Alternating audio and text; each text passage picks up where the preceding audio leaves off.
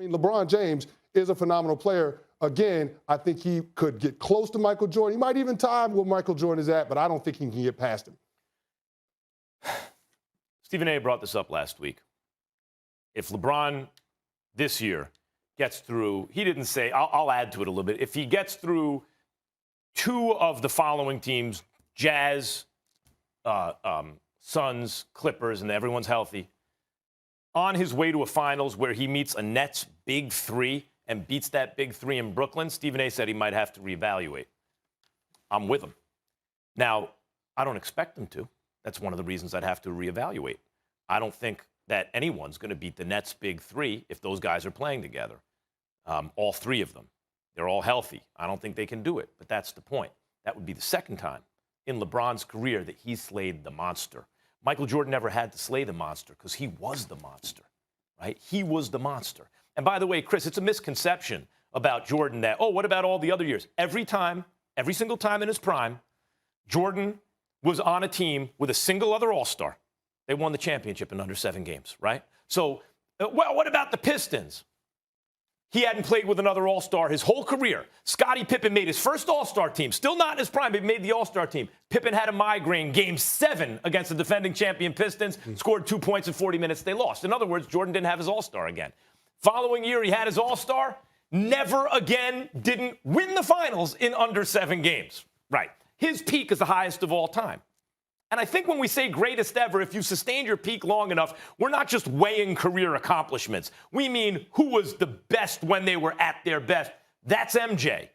But at a certain point, if LeBron is coming close enough to MJ's peak and sustaining it 3 times as long, if LeBron, for the second time in his career, remember, I don't think he'll be able to do this. That's why I have to give it to him if he does. First, he beats a 73-win Warriors team when it looked to me like Steph's the best player in the game. Not in any other era, but in this era, the way the rules are, the way he's shooting, it's Steph. LeBron screamed on him like he was his dad at one point. Remember that? Steph had his head down, walked away, and LeBron won the finals in 7 games at Oracle. His team, partly because of him, held the Warriors, the greatest half-court offense ever. Last 4 minutes, 22 seconds at home, game 7. Fate of the universe on the line. They're about to be called the greatest team of all time to 0 points. LeBron, and by the way, iced the game on the free throw line. LeBron did, right? Mm-hmm. LeBron will have, for the second time, performed a miracle. Like when Muhammad Ali beat George Foreman 10 years after he beat Sonny Liston. That kind of miracle.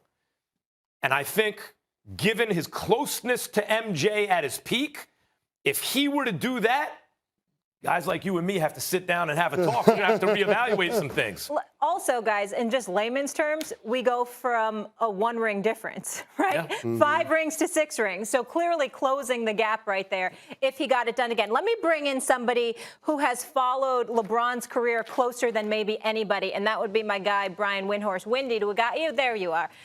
Good to see you, Windy. Thank you for joining the conversation. I want you to dive in on this. Where are you? Can LeBron pass MJ if he pulls off the repeat this season?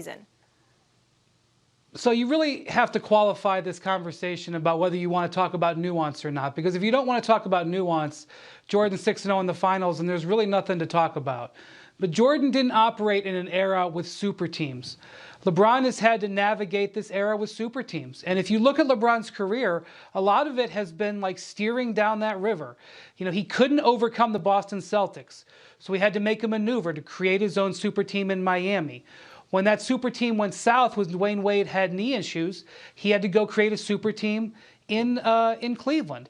Then that super team was overwhelmed by the super team that was created by the Warriors. So he had to make another maneuver and go to the Lakers to try to create another super team. Now, in his way, is another super team with the Nets, which he will try to have to scale that wall with all the other things that he's dealing with. That is a reality that did not exist in Michael Jordan's world. It doesn't mean that Michael Jordan wouldn't have created, had scaled those walls. He probably would have. He probably would have maneuvered around. But for Chicago Bulls ownership that didn't want to pay salaries, it would have been a hell of a lot tougher than kind of the stuff that LeBron had to go through. So LeBron has had to climb that challenge that Jordan didn't. And having to do that and still reaching 10 finals despite those challenges, I think should count for something in the argument. But again, if you're only going to look at the 6-0, we really can't have a discussion. To have this squarely, in my view, you have to be willing to take into account all of the other factors that were going on in the NBA around them. Here's the only thing, though, Brian. There was a big three in Boston. That is true. It was created, and he had to respond to that. But LeBron is really the creator of the super-duper team because none of the big three in Boston were a top 3 player in the league when they got together. LeBron was the best or second best player in the league, and Dwayne Wade was in the top 3 or 4. And they had Chris Bosh. That's who invented the super team, LeBron James. Michael Jordan was on a super team. Not his fault. It is his fault because he's Michael Jordan. That's why it was a super team. You take him off, it's just a great team, right? Or a good team. But people forget, when he got back from the layoff, he didn't win that year because he had played 17 games. He didn't have his basketball legs. But the following season, the Orlando Magic won 60 games.